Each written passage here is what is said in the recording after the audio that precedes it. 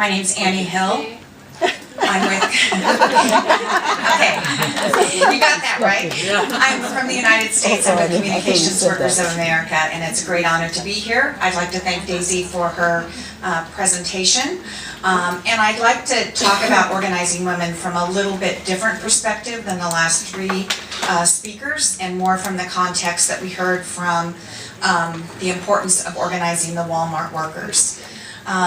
Unfortunately, in the United States, we're faced with a huge onslaught, not just on working women, but on working men.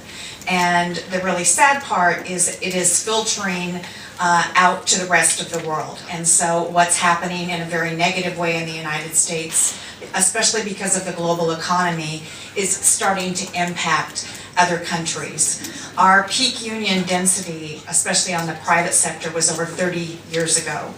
And now there is less than 7% of the private sector workers that are organized in the United States.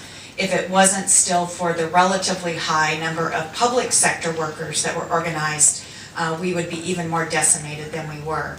But they too, because the private sector has been impacted, are starting to feel the impact.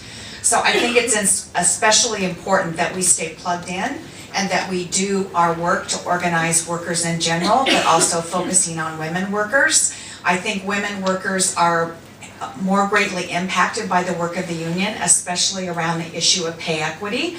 I think in most unions where there's organized attempts, then pay equity is not an issue for the workers. But when you are not organized, then you start to see those differences occur.